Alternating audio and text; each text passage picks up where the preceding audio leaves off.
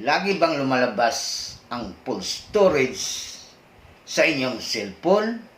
Huwag kang mag-alala dahil sa video na ito ay isi-share ko sa inyo ang mabilis at simpleng tips and idea kung paano yan mawala at hindi na bumalik ang full storage sa inyong cellphone. Gawin mo ito.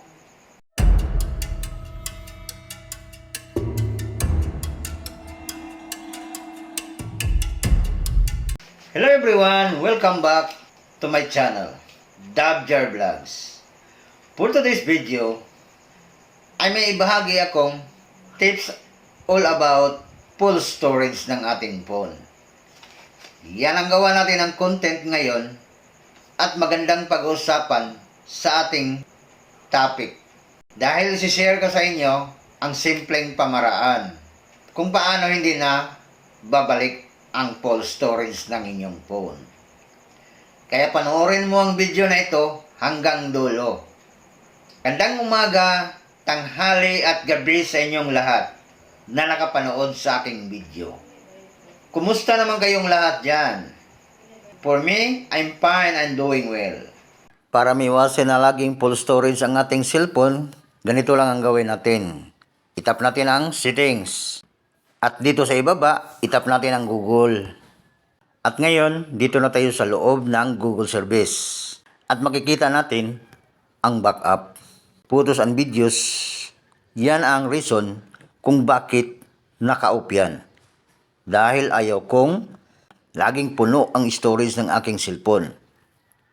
Kapag naka-turn on, ang auto backup ay automatic i-backup niya ang photos and videos, documents, at screenshot, lahat na activities mo araw-araw ay automatic naka-backup lahat yan.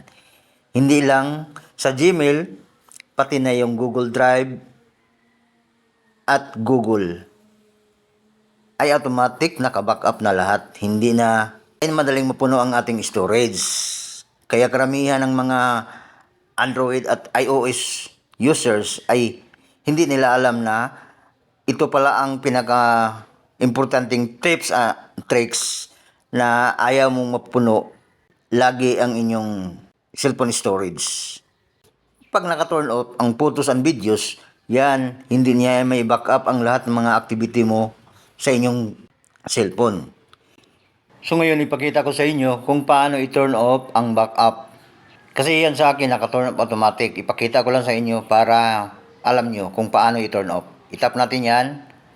Itap natin ang manage backup. At then, tingnan nyo, automatic naka-turn off ang photos and videos. Itap natin ito. At dito mo makikita, backup, photos and videos in your camera folder. Itap natin yan. Once naka-turn on yan, ay automatic, mabackup nila ang lahat ng mga activities na ginagawa natin sa araw-araw.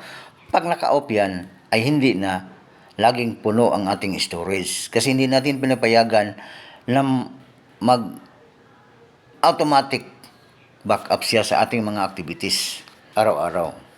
So, gayon lang kasimple, i-turn off ang backup para hindi na laging full storage ang inyong cellphone.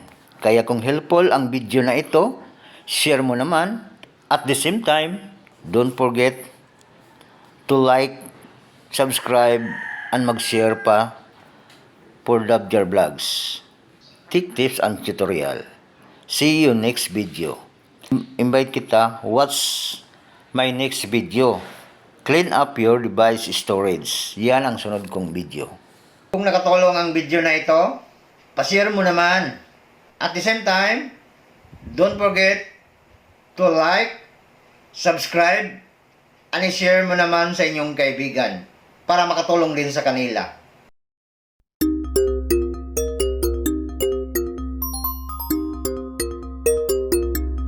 Na may ganitong problema. Thank you for your time and effort to watch the video until the end. See you next video. God bless us all.